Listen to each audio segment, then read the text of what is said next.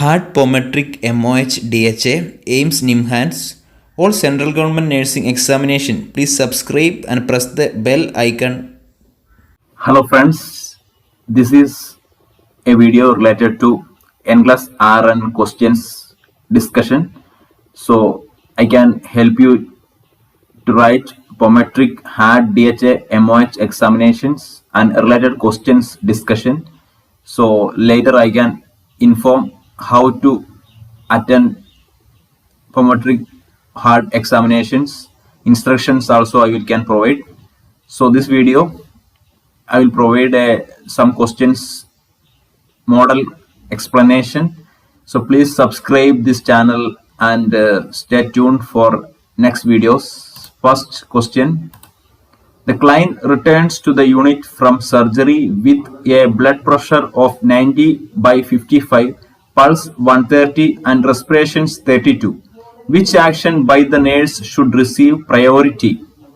Continuing to monitor the vital signs, contacting the physician, asking the client how he feels, asking the LPN to continue the post-op care. Correct answer in this option, you have to read the question carefully. Blood pressure 90/55, pulse 130 and respirations 32. So you can find there is an abnormality in vital signs. The action the nurse should take priority, you have to contact the physician immediately. So she should contact the physician. That is the priority action. You can see the rationale. The vital signs are abnormal and should be reported immediately. Continuing to monitor the vital signs can result in deterioration of the client's condition. So immediately you have to check the vital signs. Don't lose your time. Asking the client how he feels will only provide subjective data. From the patient side, he will say what he is feeling. That is only provide subjective data. Assigning an unstable client to an licensed practical nurse is inappropriate. So correct answer is you have to inform the physician immediately. Second question, the nurse is suspected of charting medication administration that he did not give. After talking to the nurse, the charged nurse should call the board of nursing, terminate the nurse, charge the nurse with a torch, file a formal reprimand. The question, the nurse is suspected of charting a medication administration that he did not give. So without giving injection or medicine, the nurse charted medication. So the charged nurse should, correct answer is, file a formal reprimand. So the charged nurse should take action against the nurse. She should document the event against the misconduct or act of the nurse. So we can see the rationale. The next action after discussing the problem with the nurse is to document the incident by filling a formal reprimand. So the documentation is necessary against the nurse. It is against his misconduct or behavior.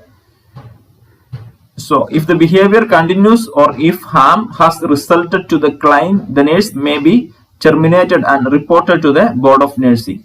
So if the behavior is continuing, the nurse should be terminated.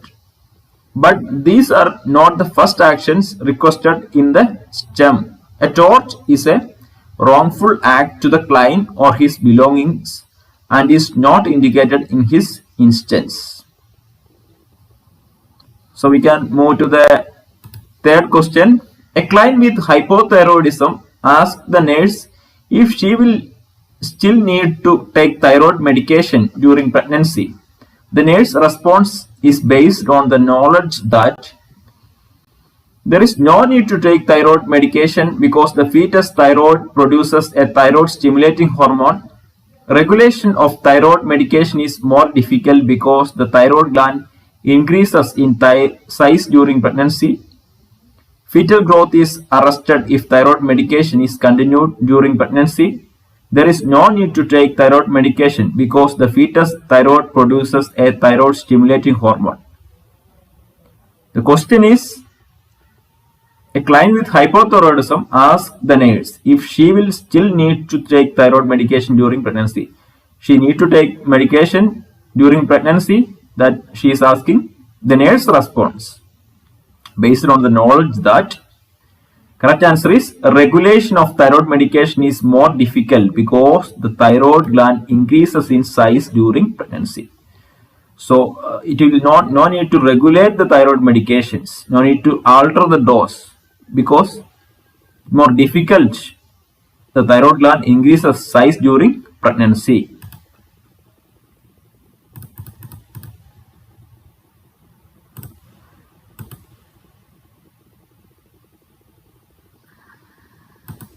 Next question, the physician has prescribed NPH insulin for a client with diabetes mellitus. Which statement indicates that the client knows when the peak action of the insulin occurs?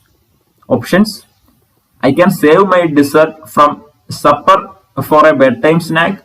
I will need to carry candy or some form of sugar with me all the time. I will make sure I eat breakfast within 2 hours of taking my insulin. I will eat a snack around 3 o'clock each afternoon. So, NPH insulin prescribed physician to a client with diabetes mellitus. Which statement indicates that the client knows when the peak action of the insulin occurs? So, you should know the peak action of the NPH insulin.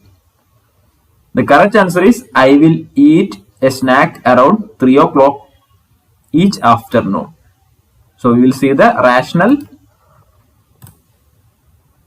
NPH full form is neutral protamine hagedon insulin. NPH insulin peaks in 8 to 12 hours. So, NPH insulin peaks in 8 to 12 hours. If you are giving NPH insulin in morning, so it will be the action take place around 3 p.m. So, a snack should be offered at that time. So 3 p.m. Snack should be must. NPH insulin onset in 90 to 120 minutes. Because NPH insulin is time released and does not usually cause sudden hypoglycemia. So NPH insulin will not cause sudden hypoglycemia. So you should know that NPH insulin will not make sudden hypoglycemia. The peak action around 8 to 12 hours. The client should eat a bedtime snack, that is also necessary. So the patient should eat a snack around 3 o'clock each afternoon is necessary.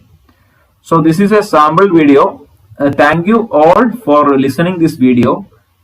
We will try to upload videos on every week, and please subscribe this channel and press the bell icon, and this will be very useful for your coming DHA, MOH, pediatric examinations. Thank you for watching.